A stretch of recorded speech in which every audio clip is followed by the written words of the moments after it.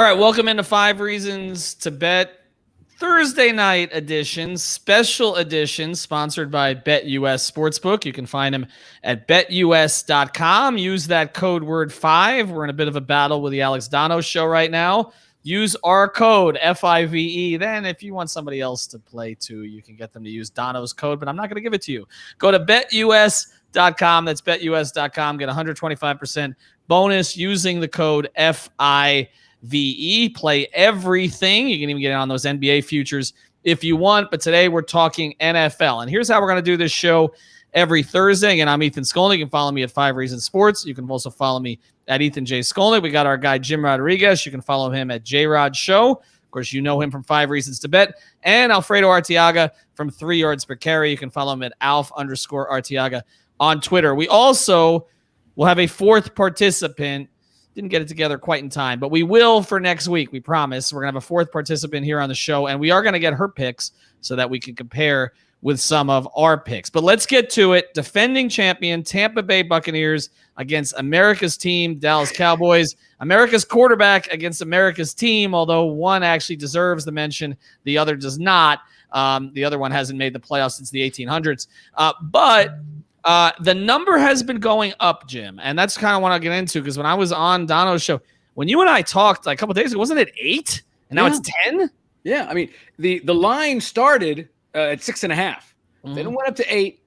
Now it's up to 9.5. And basically because the Cowboys have 9 people on the COVID list, and they just lost their starting right guard, Zach Martin, to the COVID protocols. And he's the guy that leads the blocks for Ezekiel Elliott. He's the guy that runs that offensive line. So the book is telling you that they don't think the Cowboys' offensive line is going to be able to stop that Tampa Bay defense.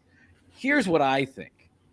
Everybody talks about that vaunted Tampa Bay rush defense, and they should. Number 1 in the league against the rush last year. Their pass defense, 21st in the league last year. Dallas is going to be able to throw the ball. Dallas is going to be able to move the ball. 9.5. Thank you. I'll take Cowboys plus 9.5.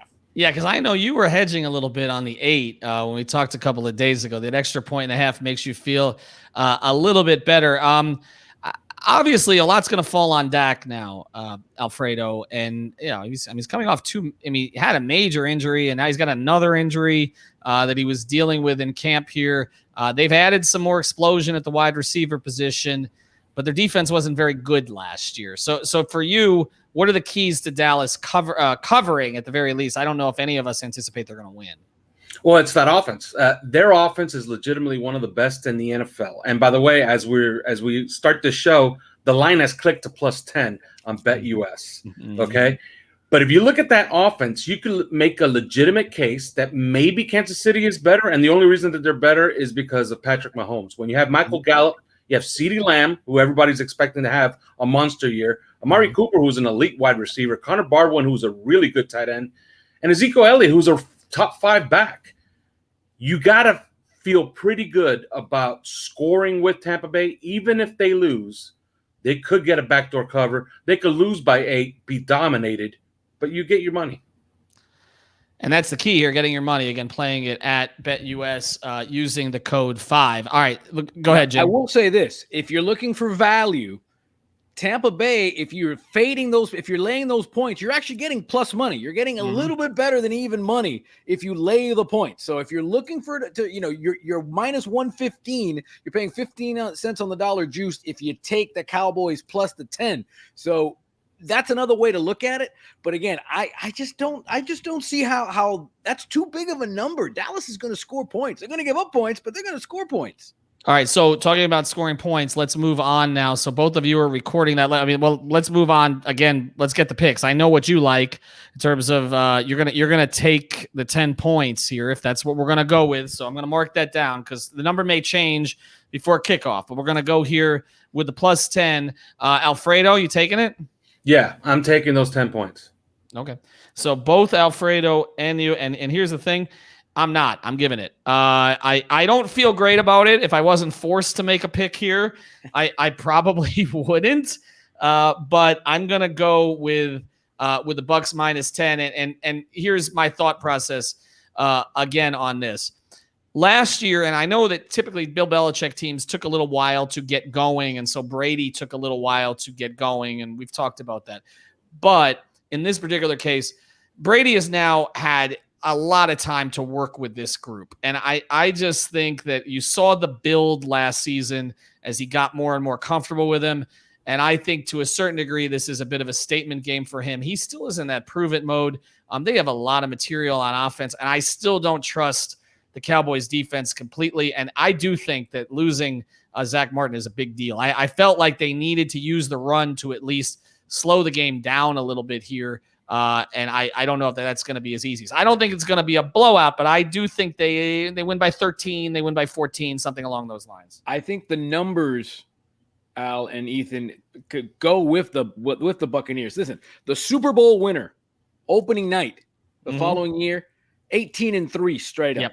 Yep. 13-6-2 against the spread. Tom Brady, week 1 after winning the Super Bowl, 5-1 against the spread, 5-1 straight up, 4-1-1 against the spread. So the numbers tell you, take Tampa, lay the 10, but I got to be contrarian on this. And by the way, that over-under, 51.5, they could get that by halftime the way this is. Okay, so I know where you're going to play that, but I'll go to you on this, Alfredo. I mean, I like the over also in this game, 51.5. So again, if I'm thinking, I don't know, 34-21, kind of where I'm at in this game, something along those lines, maybe, close to a 2-touchdown victory, that's over. You like the over?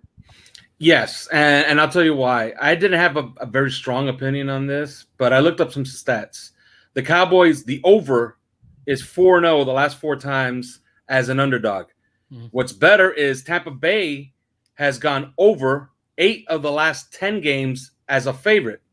So simple math tells you that's a strong trend. You're talking about 12-2 overs between the two teams.